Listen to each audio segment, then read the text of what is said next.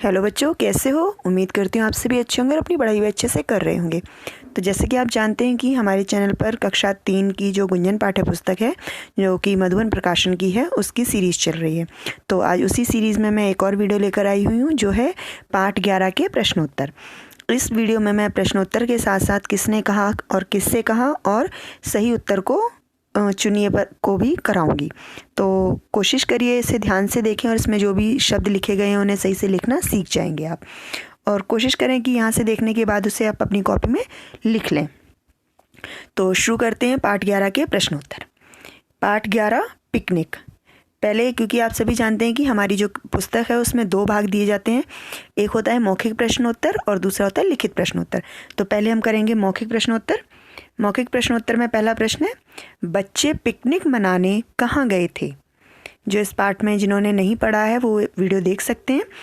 तो बच्चे पिकनिक मनाने पार्क में गए थे।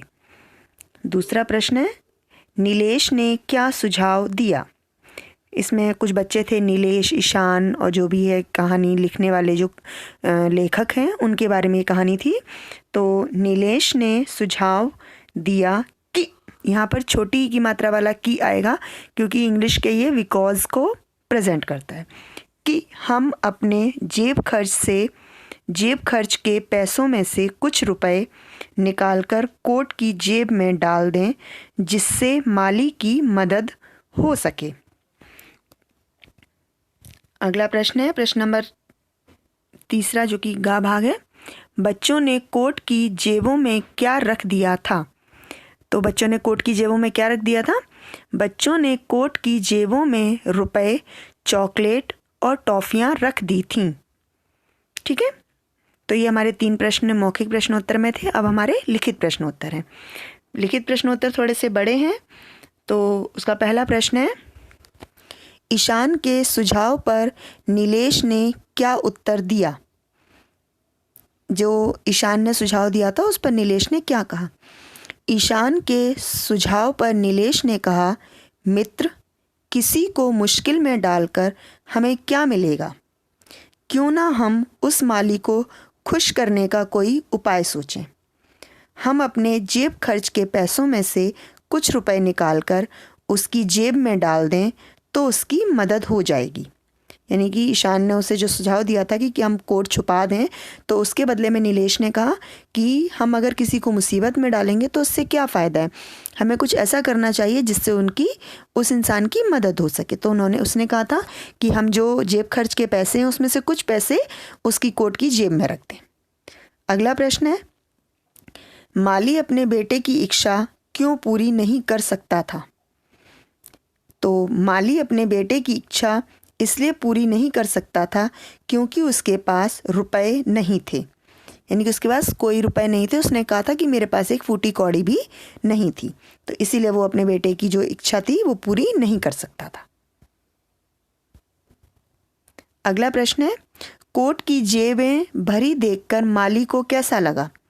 जब कोट की जेबों में बच्चों ने रुपए, टॉफियाँ और चॉकलेट रख दी थी तो वो देखकर माली को कैसा लगा? कोट की जेबें भरी देखकर माली ने भगवान को धन्यवाद देते हुए कहा, हे ईश्वर, तू सबके मन की इच्छा जानने वाला है। आज तुमने मेरे बेटे की इच्छा पूरी कर दी। उन्होंने भगवान को धन्यवाद कहा और कहा कि आप सबके मन की बात जानते हो और आज आपने मेरे बेटे की मन की बात जान ली और उसकी इच्छा भी पूरी कर दी। अगला प्रश्न है हमारा प्रश्न नंबर घ, बच्चों के मुख पर संतोष का भाव क्यों था? यानी कि मतलब वो सेटिस्फाई क्यों थे, उनमें खुशी क्यों थी? बच्चों के मुख पर संतोष का भाव इसलिए था क्योंकि आज उन्होंने अनजाने में ही सही पर एक ज़रूरतमंद की मदद की थी। यहाँ पर क्योंकि में छोटी ई वाला का आएगा और यहाँ पर ज़रूरतमंद में जा के नीचे बिंदी आनी थी, वो टाइपिंग में थोड़ी सी गलती हो गई है, तो जा के नीचे एक जो नुक्ता लगता है वो लगाया जाएगा। तो आज बच्चे इसलिए खुश थे क्योंकि उन्होंने आज ना चाहते मतलब बिना जाने किसी की मदद कर दी थी। अब इसी का तीसरा जो प्रश्न है हमारा है, किसने कहा, किससे कहा, या किसने किससे कहा? तो पहला है हमारा, क्यों ना हम यह कोट कहीं छिपा दें। तो ये वाक्य किसने कहा था? बिल्कुल सही। यह वाक्य ईशान ने अपने सभी मित्रों से कहा था। दूसरा है, किसी को मुश्किल में डालकर हमें क्या मिलेगा, यानी कि किसी को मुश्किल में डालकर हमें क्या मिलेगा। यह वाक्य नीलेश ने अपने मित्रों से कहा। इसका तीसरा भाग है, चलो यहाँ से चलें। यह वाक्य किसने कहा था?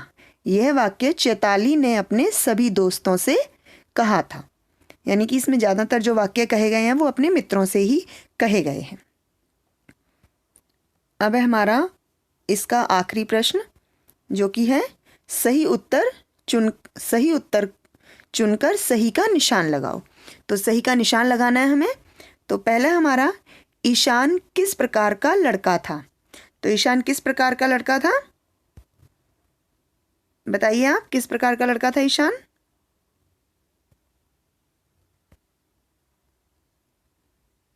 समझदार, शैतान, धोखेबाज या बीमार? किस प्रकार का लड़का था ईशान? बिल्कुल सही। ईशान जो था वो शैतान बच्चा था।